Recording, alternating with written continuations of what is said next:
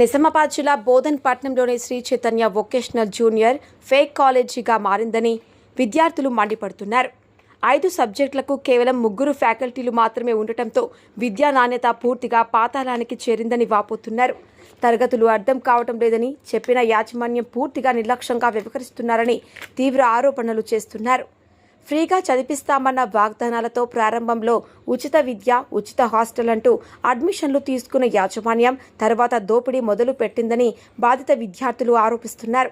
Bus stand దగ్గర hostel ఉందని చెప్పి బోధన్కు వచ్చిన తర్వాత కాలేజీ నుండి రోజు 3 కిలోమీటర్లు నడిపిస్తున్నారని పేర్కొన్నారు.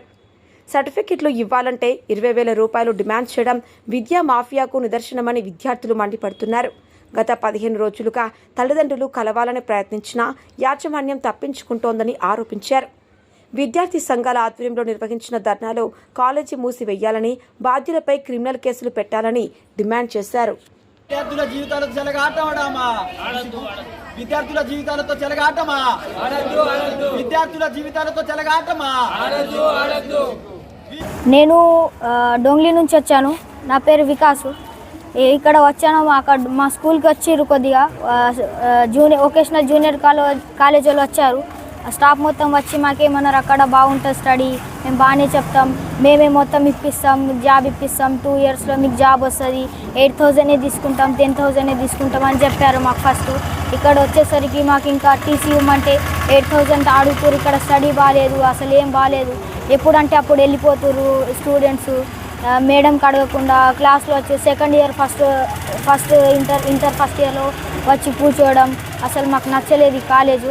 అందుకని మేము అన్నలకు పిలిచాం, టీజీవీపీ అన్నలని పిలిచాం. వాళ్ళకి పిలిస్తే వాళ్ళు మా బాధ తీరుస్తారని మేము కోరుకుంటున్నాం. వచ్చినాం మేము, మా భార్య, మా బిడ్డ, మేము 3 వచ్చినాం. కాగితాలు చూపించినాం.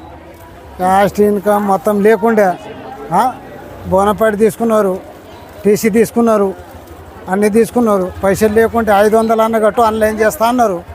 500 లేవు, ఏం లేవు. 4 రోజులు చూస్తా అన్నా సార్. నాకు పసంత రాలేదు సార్. మాకు కాగితాలు ఇచ్చేయమని నేను అడిగిన. నిన్న వచ్చిన 11 గంటలకు పొద్దున్న దాకా ఇవ్వడానికి కూర్చున్నా, అన్నం తినలేదు, నీళ్ళు తాగి కూర్చున్నా, టిఫిన్ చేసి తర్వాత ఇంటికి పోయినా సార్. అంతే సార్. ఓకే, ధన్యవాదాలు. ఇప్పుడు ఏమంటే మాకు కాగితాలు కావాలి సార్.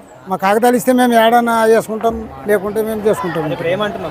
ఇప్పుడు మాకు కాగితాలే కావాలి. మాకు ఏరేది ఏం లేదు. అది సారే ఫోన్ లిఫ్ట్ చేయట్లేదు. వస్తే మరి మేడం అంటున్నారు సార్ లేదు, లేరు. నిన్నటి నుంచి తిరుగుతున్నా నేను. నిన్న 11 గంటలకు వచ్చిన, ఈడని ఉన్నా 3 గంటల దాకా సార్. 3 గంటల నుంచి టిఫిన్ చేసి నేను పోయినా. 30 రూపాయలు టిఫిన్ చేసి పోయినా. మేము ఇద్దరం వచ్చి ఫోన్ చేస్తే మరి లిఫ్ట్ ఆన్ చేసి నేను ఫోన్ చేసి ఇక నేను మీటింగ్లో ఉన్నా అంటే ఇక నేను కట్ చేసింది. ఏం చెప్పాలి సార్?